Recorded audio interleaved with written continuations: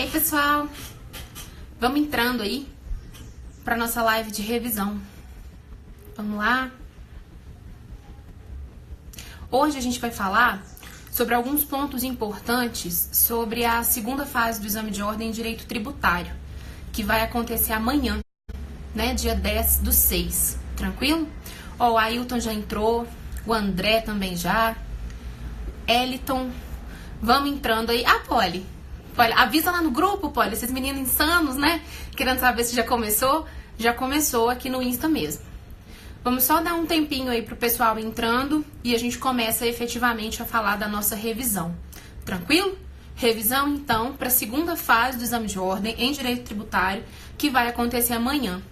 Demorei um pouquinho mais para entrar, porque eu estava no curso, eu acabei de dar uma aula agora no Supremo e vim correndo para casa para poder fazer a live. Ei, chefito! Entrei aqui, meu chefito Walter aí. Acabei atrasando um pouquinho, mas já cheguei aqui. Tranquilo, gente? Então vamos lá. Qual que vai ser o objetivo dessa live? Vamos revisar os pontos mais importantes para sua prova de amanhã. Como que vai ser? Vou te dar algumas dicas de direito material e, sobretudo, dicas de identificação de peça, tá? A gente vai ser uma live mais rápida, mais focado nesses pontos. Então, olha só. Quais são os pontos que são extremamente importantes para a sua prova de amanhã? Pessoal, vocês têm que ter em mente que as últimas provas da FGV da segunda fase vêm cobrando muito obrigação e crédito tributário. São temas que estão cada vez mais presentes, cada vez mais constantes aí nessa nossa prova de segunda fase. Então, vamos começar falando um pouquinho sobre obrigação tributária. A obrigação tributária, a obrigação do direito tributário, ela se classifica em obrigação principal e obrigação acessória. A obrigação principal sempre está relacionada com o pagamento de alguma coisa. Toda vez que eu tiver que pagar alguma coisa, eu estou falando de obrigação principal. Então, a obrigação principal ela é basicamente um tributo ou uma multa tributária. É aquilo que eu tiro o dinheiro do bolso e entrego na mão do poder público para então cumprir com essa obrigação. Tranquilo? Já a obrigação acessória é sempre uma obrigação instrumental. É um dever de fazer ou deixar de fazer alguma coisa, sempre em prol, sempre no interesse da administração tributária. Então, pode ser caracterizado, por exemplo, como a emissão de uma nota fiscal, inscrição no CPF e afins. Ponto importantíssimo dessas duas obrigações, elas são autônomas. Elas são completamente independentes uma da outra.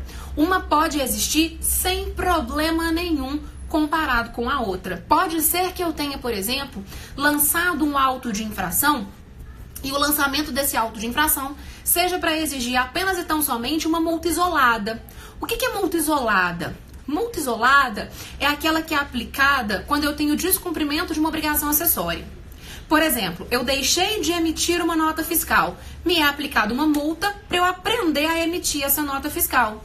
Essa multa a gente chama de isolada. Isolada porque ela é totalmente isolada, totalmente independente da nossa obrigação principal, que é a obrigação de pagar um tributo. Muito cuidado com o parágrafo 3º do artigo 113 do CTN. Por quê? Oh, Tamires, linda. Tamires, minha sobrinha, gente. Olha que coisa fofa. Muito cuidado com esse parágrafo 3º. Por quê? O parágrafo 3º ele tem uma péssima redação. Ele fala assim: a mera inobservância da obrigação acessória, ela tem o condão de transformá-la em obrigação principal. Ô, gente, isso é péssimo. Essa redação é horrorosa. Por quê? Você fica com a ideia que se você simplesmente descumprir uma obrigação acessória, como, por exemplo, não entregar uma nota fiscal, automaticamente aquilo se transforma numa multa. Não é assim. Presta atenção, o artigo está escrito dessa forma, mas a mensagem do artigo é outra. A mensagem do artigo é: uma inobservância, o descumprimento de uma obrigação acessória pode ensejar a aplicação de uma multa. Isso é muito importante para a prova aberta, né? Para a nossa prova de amanhã, na segunda fase do exame de ordem, ou mesmo para provas subjetivas de concurso público ou ainda provas orais. Então, olha só. Muito embora o artigo tenha essa péssima redação, que artigo é esse? 113, parágrafo 3º do CTN, o que ele quer dizer é: no caso de eu não cumprir uma obrigação acessória, pode ser imputada uma multa em razão disso? Claro que pode. Mas essa multa tem que ser prevista em lei. Eu tenho que ter uma lei prevendo essa multa, então. O que é muito comum acontecer no dia a dia tributário? Vem um decreto, uma instrução normativa e fala o seguinte: a partir de agora fica instituída a obrigação acessória de emitir nota fiscal, ok? Pode um decreto criar a obrigação acessória? Pode. Porque a obrigação acessória decorre da legislação tributária. Agora, no mesmo decreto, eles falam o seguinte: e se descumprir, multa. É isso que eu tô falando. Pode o decreto prever uma multa porque eu não cumpri aquela obrigação acessória? Não. Como a multa é a obrigação principal, a obrigação de pagar, ela tem que estar sempre prevista na lei em sentido estrito, ok? Então não existe essa convergência automática essa mudança, né, da obrigação acessória para a obrigação principal. Ela precisa de uma lei prevendo essa imputação da multa, entendeu, Karina? É isso. Essa é a mensagem do artigo, muito importante aí para provas subjetivas principalmente, ok? Bom, então vimos essa questão da classificação das obrigações. Outro ponto que eu acho que sempre pode ser cobrado é com relação agora ao crédito tributário. Muitos de vocês têm muitas dúvidas com relação ao assunto da prescrição e da decadência tributária. Pois bem, qual que é a diferença entre esses dois institutos? A decadência tributária é perda do prazo para lançar o crédito tributário. É perda do prazo para constituir o crédito tributário. Então eu só falo em decadência tributária, ela só vai até o momento que o fisco lança. Porque como que acontece, qual que é a lógica do direito tributário? Eu tenho que ter sempre uma lei que vai trazer para mim a hipótese de incidência de um tributo. Por exemplo, vai vir o artigo 43 do Código Tributário Nacional e vai me falar que o fato gerador do imposto de renda é aquisição ou disponibilidade econômica ou jurídica de renda ou proventos de qualquer natureza. Veja que isso é a lei trazendo em abstrato a hipótese de incidência do tributo, no caso, o imposto de renda. Se eu realizo no mundo real, no mundo dos fatos, isso que está narrado na lei, eu começo a trabalhar e começo a oferir renda, eu tenho que aquilo que está na lei aconteceu no mundo real, aconteceu no mundo concreto. E aí nasce, então, a figura do fato gerador da obrigação, no caso, essa obrigação do imposto de renda, uma obrigação principal, ok? Nasceu. Desse fato gerador decorre a minha obrigação tributária. Eu sei que o fisco tem o poder de me exigir esse imposto de renda e eu tenho o dever de pagar, mas ela é muito abstrata. Eu não sei que dia ela tem que ser paga, de que forma ela tem que ser paga, em quais condições ela tem que ser paga. É por isso que eu preciso da figura do lançamento tributário, que está previsto lá no 142 do CTN. O que é lançamento? É um ato privativo, gente, do fisco. Só o fisco lança, tá? Muito cuidado com isso. Só o fisco lança. É um ato privativo por meio do qual, então, o fisco vai verificar a ocorrência do fato gerador e vai constituir o meu crédito tributário. Porque o crédito tributário, esse sim é palpável. Esse sim eu consigo saber quanto eu tenho que pagar, que dia, para quem, de que forma e por aí vai, ok? Pois bem, esse lançamento tributário é o momento em que eu paro de falar em decadência tributária. Porque se decadência é o prazo para lançar, é o prazo para constituir o meu crédito tributário, eu só falo em decadência até o momento que o fisco lança. Quando o fisco lança, então, ele tem que, obviamente, notificar o sujeito passivo desse lançamento, notificar validamente o sujeito passivo do lançamento, para que, se ele quiser, ele adote alguma providência. Ele pode não fazer nada, e aí, em algum momento, esse crédito tributário vai vencer, vai ter o vencimento do meu crédito tributário. Ele pode pagar, e aí acabou o meu crédito tributário, porque ele terá sido extinto em virtude do pagamento, artigo 156, inciso 1º do CTN, ou ele pode apresentar defesa. Essa defesa pode ser apresentada tanto na esfera administrativa quanto na esfera judicial. Se ele apresenta essa defesa na esfera administrativa, tem uma vantagem, hein? Que vantagem que é essa aí? O processo administrativo fiscal, ele suspende a exigibilidade do meu crédito tributário, não é? Tá lá no artigo 151 do Código Tributário Nacional. Então, enquanto o meu processo administrativo fiscal estiver tramitando, o crédito está suspenso. Como o crédito está suspenso, o fisco não pode efetivamente me cobrar aquele valor. Ele pode lançar? Pode. Mas ele já nasce com exigibilidade suspensa. Tranquilo? Pois bem, se ele entrou então com uma defesa na esfera administrativa, o meu PAF, processo administrativo fiscal, aí quando o PAF acabar, no final do PAF, eu vou ter a constituição definitiva do meu crédito tributário. Presta atenção. Constituição definitiva do crédito tributário, data da constituição definitiva do crédito tributário. Ela é importante porque ela é o termo inicial para a contagem do prazo de prescrição. O que é prazo de prescrição? Prescrição é a perda do prazo para o fisco cobrar um crédito tributário definitivamente constituído. O que constitui definitivamente, então, o crédito tributário? Duas coisas fundamentalmente: o vencimento daquele tributo ou o final do processo administrativo fiscal. Professora, como que eu vou saber se vai ser o vencimento, se vai ser o final do PAF? É o que acontecer primeiro. Tranquilo? Então, gente, a decadência morre no lançamento e a prescrição só começa a contar a partir da constituição definitiva do meu crédito tributário.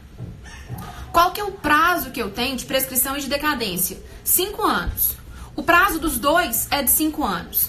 A forma de contagem vai depender, no caso da decadência, de qual é a modalidade de lançamento daquele tributo. Porque olha só, a gente tem 3 modalidades de lançamento do crédito tributário.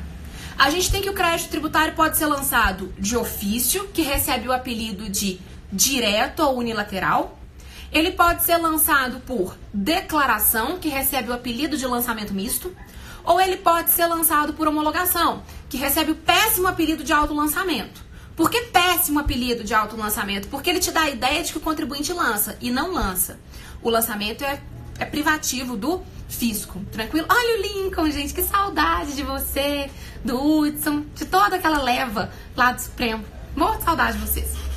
Então, olha só, fecha o parênteses aí da minha saudade, né? E vamos voltar para as modalidades do crédito tributário. Se o meu crédito tributário for um tributo sujeito a lançamento por homologação, fiquem atentos. No lançamento por homologação, a regra da decadência é a seguinte: eu conto 5 anos a partir da data do fato gerador daquele tributo. Então, se a data do fato gerador foi em agosto de 2018, qual que é a data para eu contar os 5 anos? Agosto de 2018. Então fica agosto de 2019, 20, 21, 22, 23. Em agosto de 2023 estará decaída qualquer eventual diferença ou mesmo o meu crédito tributário relacionado com esse fato gerador. Então presta atenção. Prazo de decadência para os tributos sujeitos ao lançamento por homologação. Como é que eu conto? 5 anos a partir da data do fato gerador. Essa é a regra da decadência apenas para os tributos sujeitos ao lançamento por homologação, que é aquele que o sujeito passivo tem que sozinho calcular, declarar e recolher o tanto que ele acha que é devido antes mesmo do fisco fazer alguma coisa. Professora, quando que esse lançamento então vai se realizar? Se até então me parece que é o sujeito passivo que está fazendo tudo sozinho. No momento em que aquela declaração, aquele recolhimento for homologado pelo fisco, ok? Ele pode ser homologado de forma expressa, o fisco olha seus cálculos e fala tá homologado, tá ok. Ou ele pode ser homologado de forma tácita. Quando que ocorre a homologação de forma tácita? Quando passados 5 anos da data do fato gerador daquele tributo.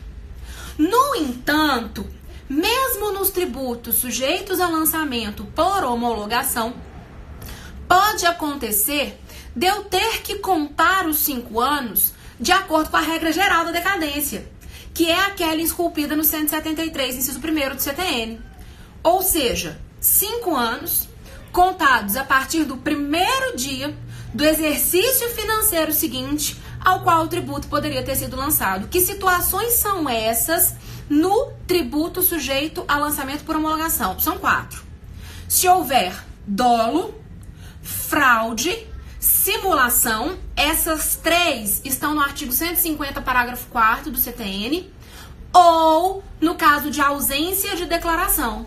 Essa quarta vocês encontram na súmula 555 do STJ, uma súmula relativamente recente e que pode aparecer na sua prova amanhã.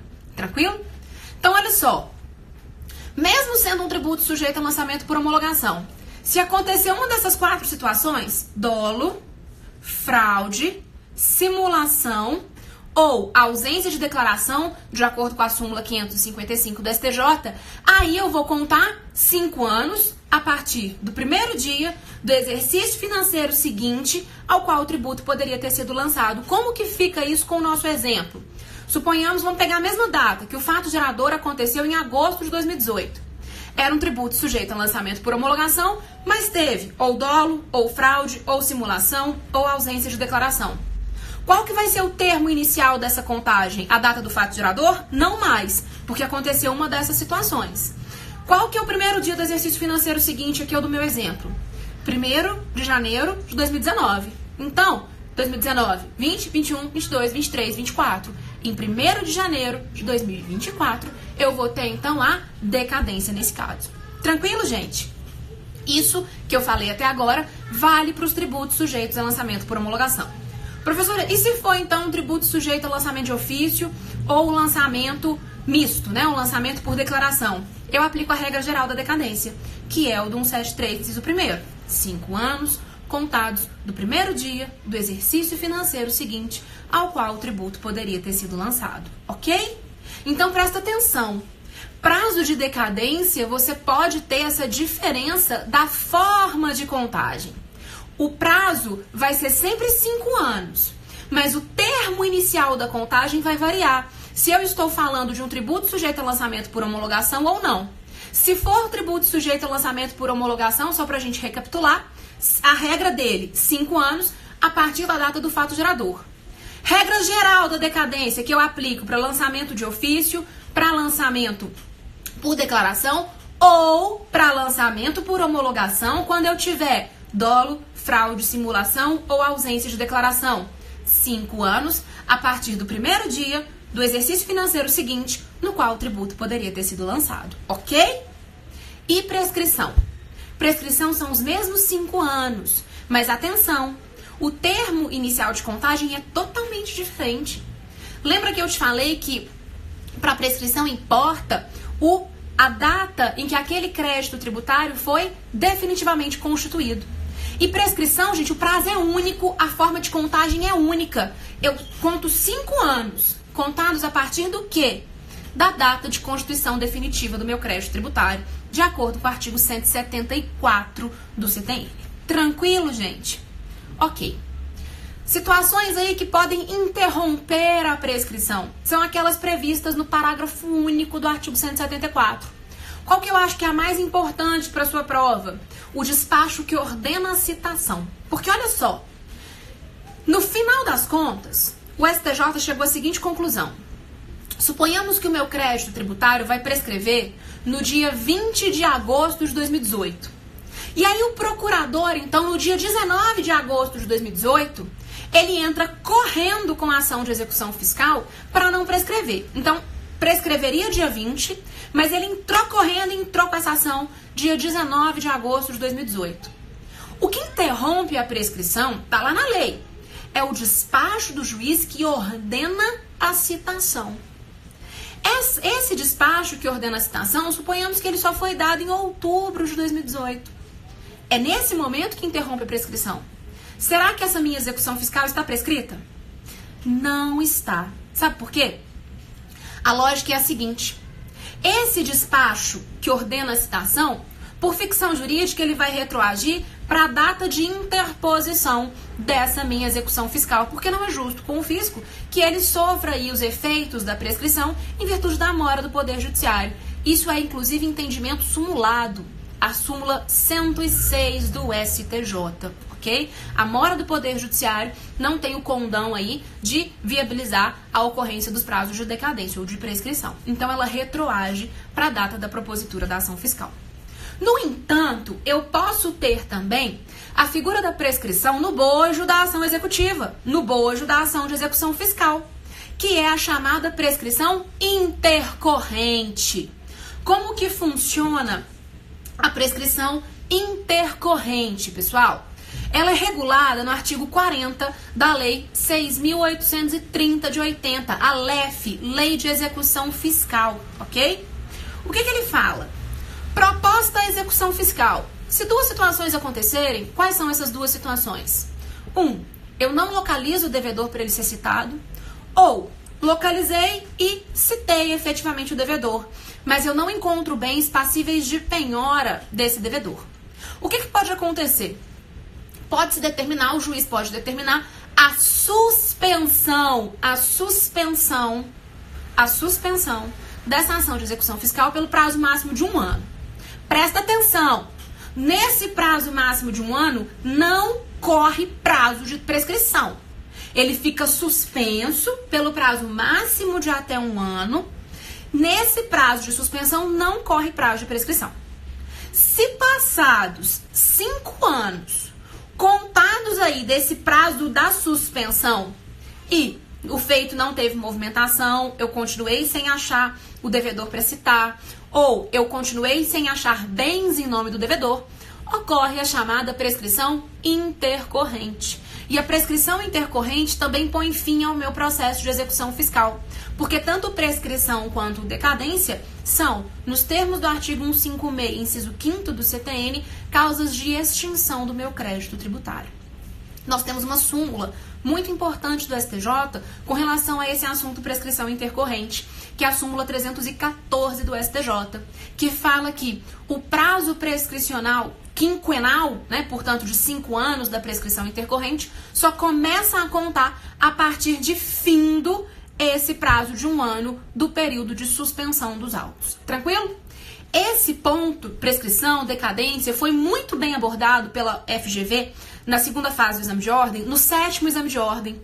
Tem uma questão fantástica que a banca elaborou sobre prescrição, decadência, suspensão do prazo prescricional. Então ela cobrou ao mesmo tempo todos esses institutos de forma realmente magistral. Sugiro que vocês deem uma olhada, quem ficar curioso, nessa questão do 7º exame de ordem. A súmula da prescrição intercorrente é a súmula 314 do STJ.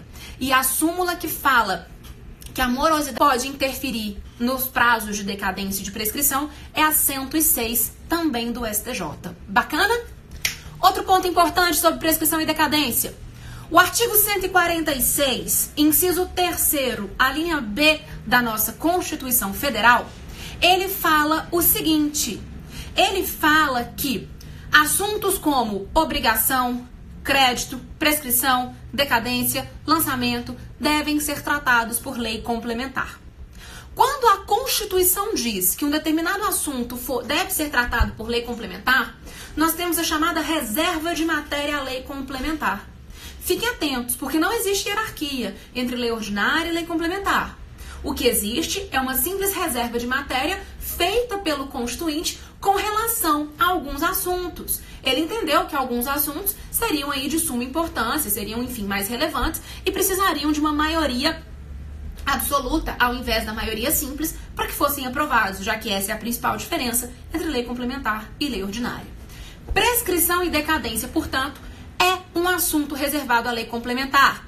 Quem tratou de prescrição e decadência? O Código Tributário Nacional.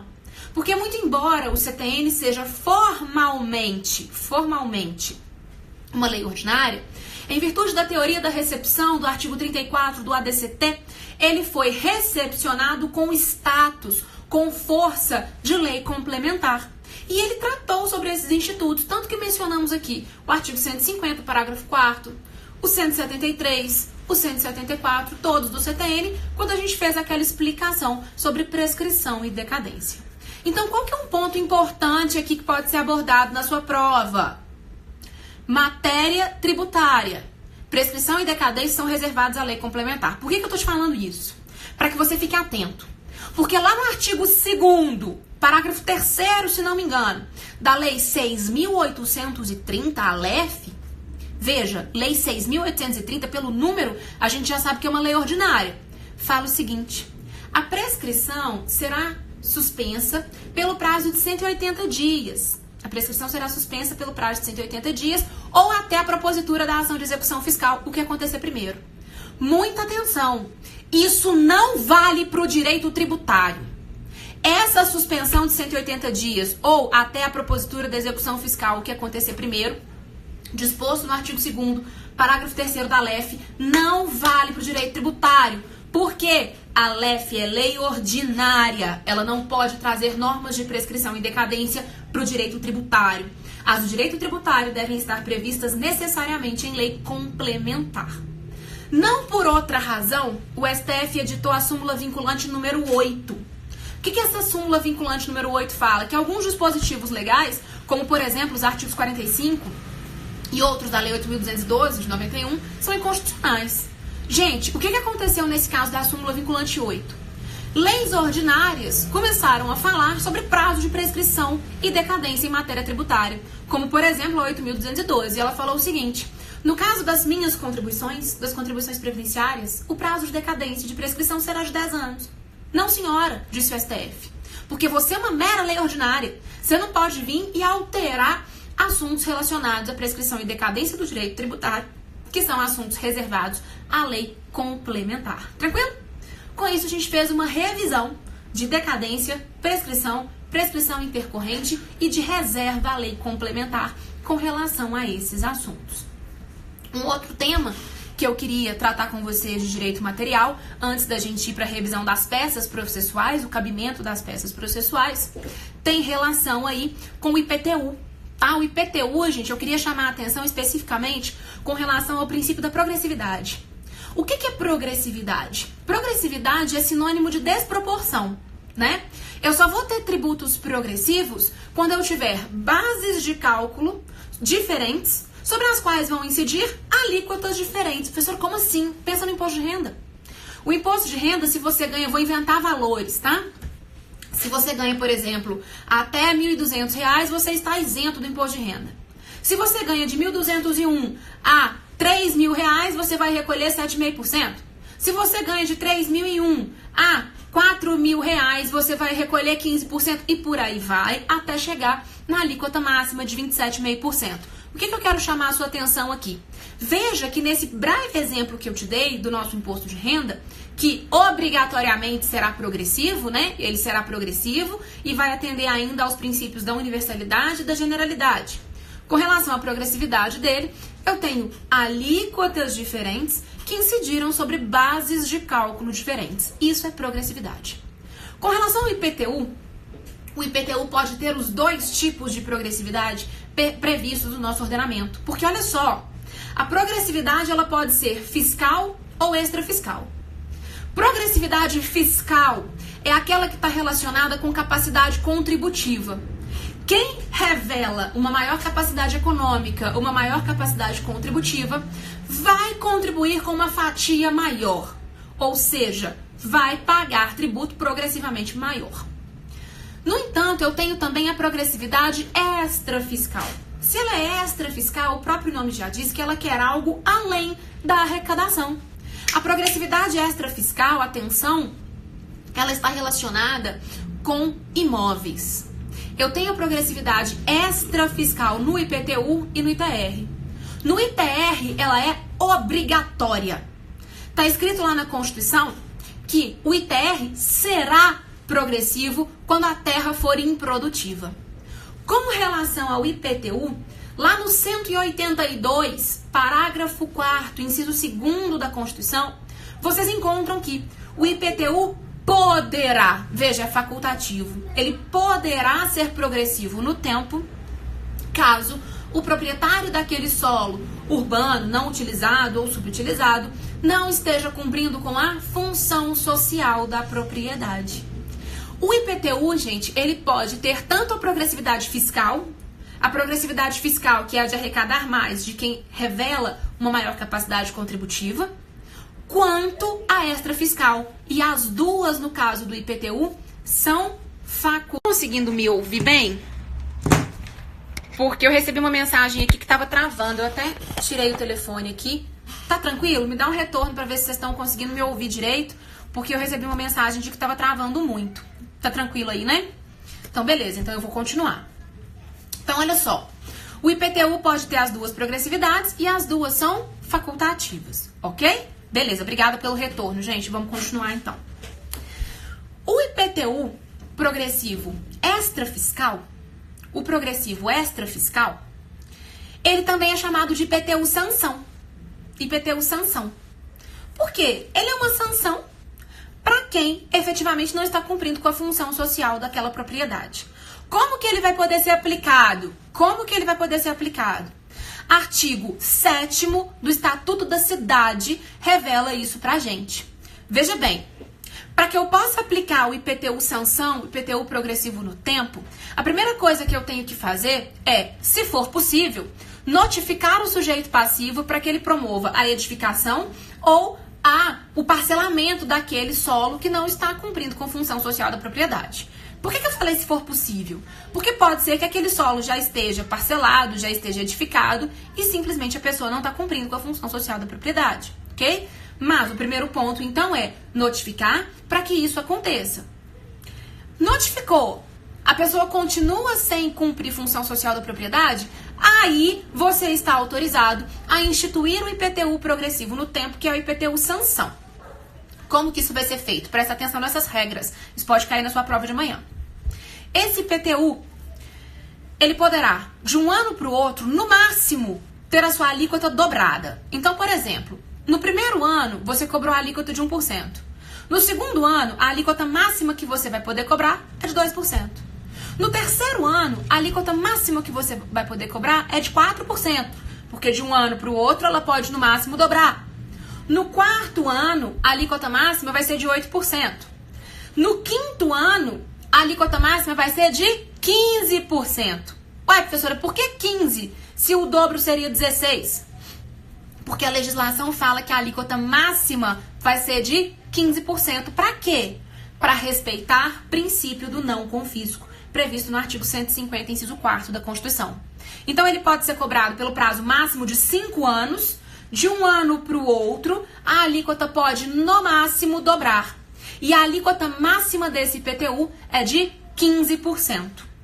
Lembrando, toda vez que essa alíquota aumentar, tem que respeitar as duas anterioridades. Porque eu só respeito a virada do ano, no caso de IPTU, quando for base de cálculo de IPTU e de IPVA. Quando a alíquota aumenta, eu preciso respeitar as duas anterioridades. Fiz isso, cobrei IPTU sanção por 5 anos, dobrei de um ano para o outro, respeitei a alíquota máxima de 15% e a pessoa continua descumprindo função social da propriedade.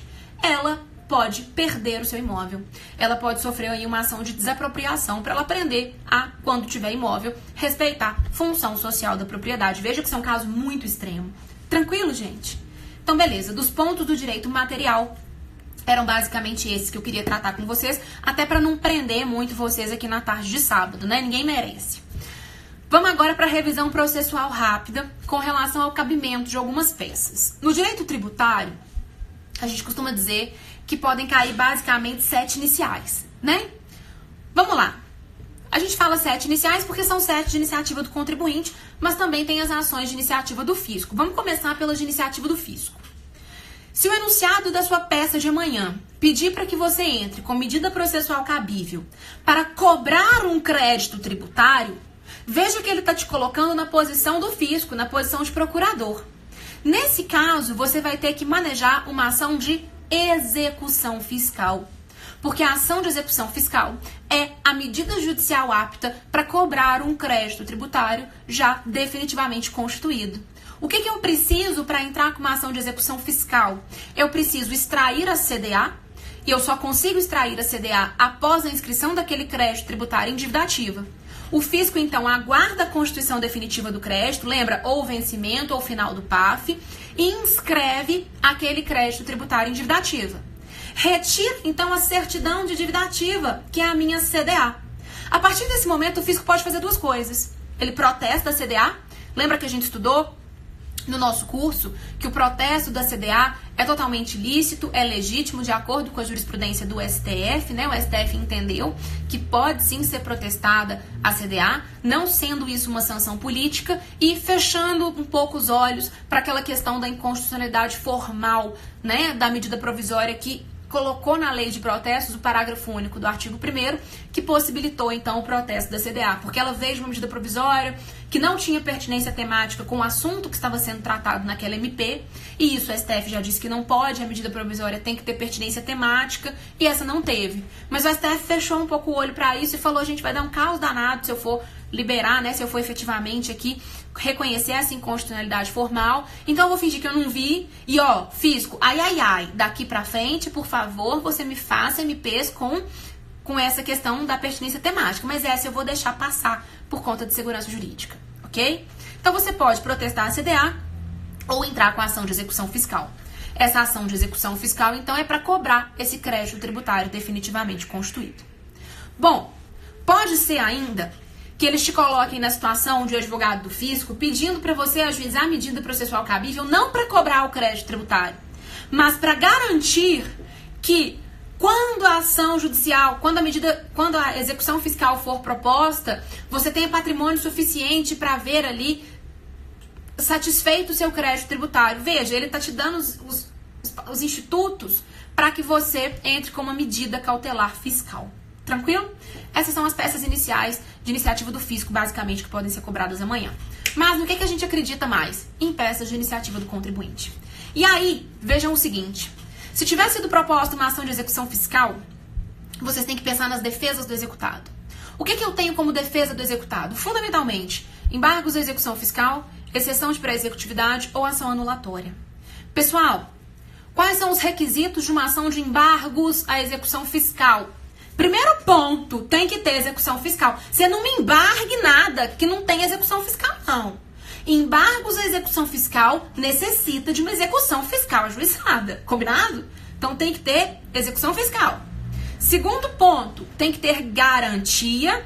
E o terceiro, tem que ter tempestividade.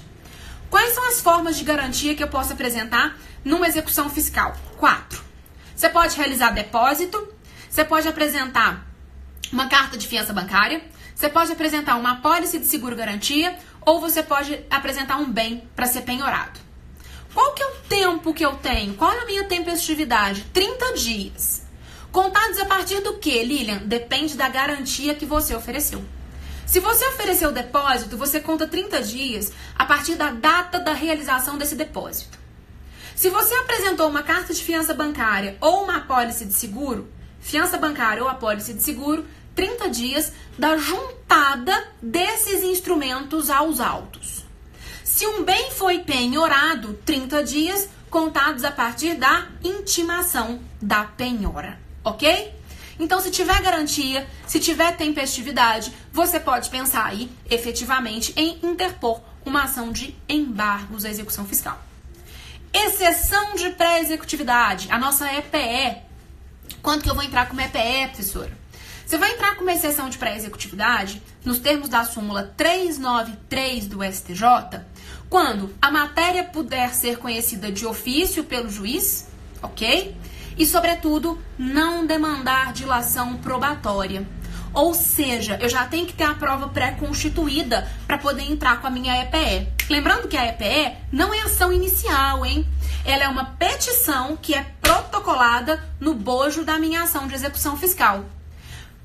Para que serve a EPE? Para desconstituir um crédito tributário que você já consegue provar de pronto que é absurdo. Por exemplo, ele está prescrito, ele já foi pago, você junto com o comprovante de pagamento, ele é inconstitucional, está de acordo com a jurisprudência já dos tribunais superiores e por aí vai, ok?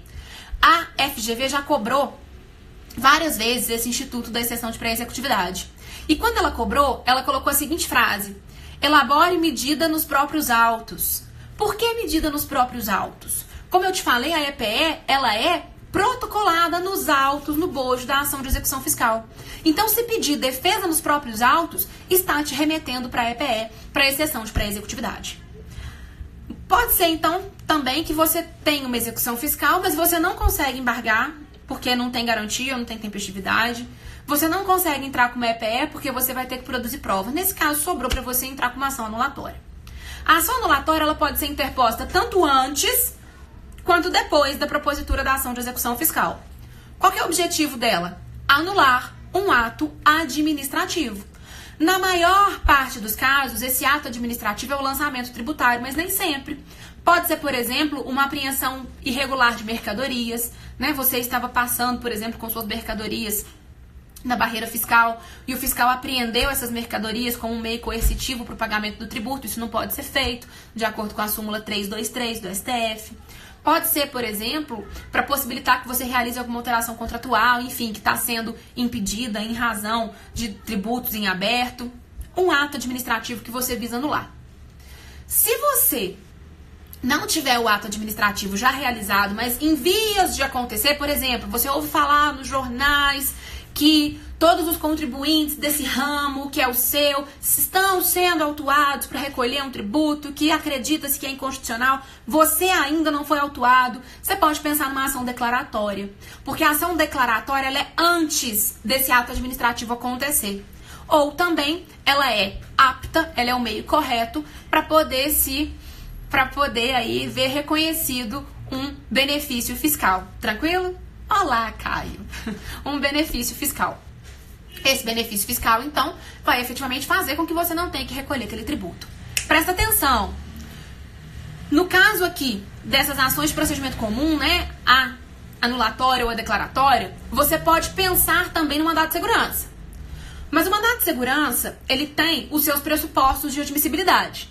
A gente tem o mandado de segurança preventivo, que é aquele que é interposto antes do ato coator acontecer, e o mandado de segurança repressivo, que é, obviamente, impetrado depois que o ato coator acontece. Ô, gente, o mandado de segurança, ele não admite produção de prova. Você já tem que ter necessariamente a prova pré-constituída para comprovar assim que você distribui seu mandado de segurança. E se ele for repressivo, você tem que tomar cuidado com o prazo de 120 dias contados, obviamente, da ciência desse ato coator. E o preventivo tem prazo? Não, o ato coator nem aconteceu, né? Então não tem prazo no preventivo. A OAB, desde o 4º exame de ordem, ela aprendeu muito bem a cobrar mandado de segurança. Por quê? No 4º exame de ordem, ela fez um enunciado, que era até um caso de sanção política, de apreensão de mercadorias, mas ela não delimitou qual ação ela queria. Ela deixou o enunciado muito vago. Então, do jeito que ela colocou, caberia tanto o mandado de segurança quanto a ação anulatória, porque ali o ato coator de apreensão já tinha acontecido. Desde então, a FGV aprendeu a cobrar mandado de segurança. Todas as vezes, depois do 4º exame de ordem, que ela cobrou mandado de segurança, ela deu dicas falando que queria o procedimento mais rápido, mais célere, a ação com rito próprio, ou o procedimento mais barato. Por que procedimento mais barato? No mandado de segurança, você não tem condenação em honorários de sucumbência. Ela te contava que tinha menos de 120 dias que você tomou ciência daquele ato coator. Tranquilo? Então prestem atenção. Toda vez que a FGV quer cobrar mandado de segurança, ela te direciona para que você não fique na dúvida entre essas ações de procedimento comum ou MS. Pode acontecer também da banca querer que você faça uma ação de consignação em pagamento. Quando é que você vai fazer uma ação de consignação em pagamento no direito tributário? Quando acontecerem as situações previstas no artigo 164 do CTN. Basicamente, subordinação do pagamento. Eu recebo a taxa se você pagar junto IPTU. Recusa do pagamento. Hoje não vou receber, nunca vi na vida, né? O fisco recusar pagamento. Não, mas hoje eu não recebo, hoje eu não quero. Ou, no caso de bitributação. Mais de uma pessoa jurídica exigindo tributo com relação ao mesmo fato gerador. Se acontecer uma dessas três situações, a ação cabível é a ação de consignação em pagamento. E por fim, pode ser que seja o caso de você ter pago um tributo indevidamente e queira reaver esse tributo. As duas últimas peças cobradas pela FGV foram, então, essa ação de repetição do indébito, ok? Quando você paga indevidamente, quer recuperar, quer reaver esse tributo. A ação de repetição do indébito, ela tem prazo. Ela tem o prazo de 5 anos, contados a partir da data do pagamento indevido, ok? No entanto, tem uma situação específica do artigo 169, né, do CTN, que é o seguinte: você pode pedir a restituição ou na esfera judicial ou na esfera administrativa. Se você for direto para a esfera judicial, 5 anos da data do pagamento indevido.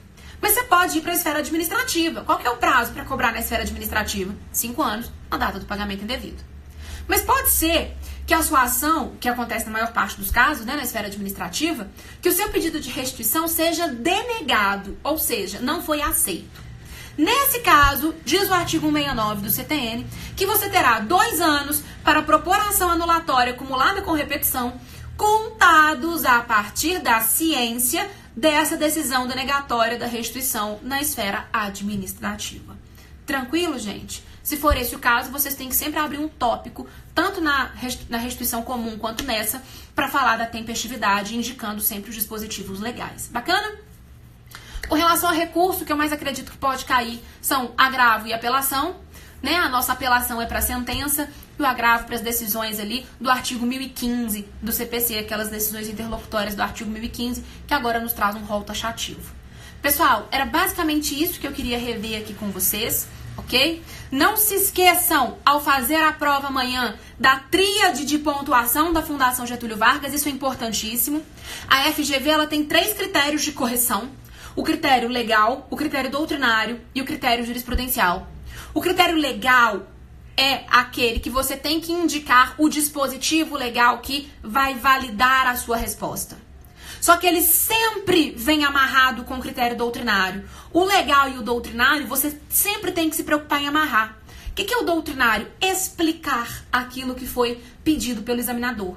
Você tem que amarrar, então, o critério legal com o critério doutrinário sempre, seja na peça, seja nas questões, ok? Só que o terceiro critério ele é eventual, é o critério jurisprudencial. O critério jurisprudencial é aquele que vai levar em consideração a eventual súmula do STF ou do STJ sobre o assunto, ou ainda um entendimento importante desses tribunais, mesmo que não sumulado. Pode ter certeza, ele é eventual porque nem sempre vai ter súmula, nem sempre vai ter entendimento, mas se tiver, ele vai estar no seu espelho de pontuação, ok? Preocupem-se primeiro amanhã em responder o núcleo daquilo que está na sua pergunta. Fulano tem capacidade tributária passiva? Por isso, ele tem, por isso, de acordo com o artigo 126 do CTN, responda a questão amarrando com o critério legal. Se sobrar tempo, pensem em possíveis situações que podem ser colocadas na sua prova. Porque até hoje, e eu friso bem esse até hoje, né, até o último exame de ordem, até o 24º exame de ordem, a OAB nunca tirou ponto de quem colocou coisa a mais do que estava no espelho. Mas ela sempre penaliza, por óbvio, o candidato que deixa de colocar aquilo que está contemplado no espelho. Então, preocupe-se primeiro em responder o núcleo da questão e depois, se for o caso, você enche linguiça, tá? Não enche a linguiça antes de responder o núcleo, não. Tranquilo, gente? No mais é isso. Muita calma, muita tranquilidade. Esse momento de preparação é um momento muito árduo, né? Um momento que deixa todo mundo muito nervoso, porque é um momento de muita entrega, um momento realmente de uma superação mesmo, né? Tanto de vocês, alunos, quanto de nós, professores. Mas eu tenho certeza que é um momento que acrescentou muito para cada um de vocês.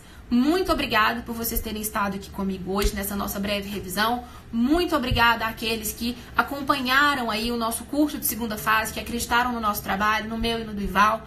A gente tentou fazer o melhor possível, a gente realmente se entrega nesse momento, a gente vive isso junto com vocês e realmente desejo o melhor para cada um de vocês. Muita calma, muito sucesso, confiem na preparação de vocês e, sobretudo, tenham fé em vocês, tá? Tenham fé, porque realmente é um momento muito sofrido, mas amanhã é o dia da sua vitória, tranquilo? Eu tô aqui acreditando, torcendo para cada um de vocês.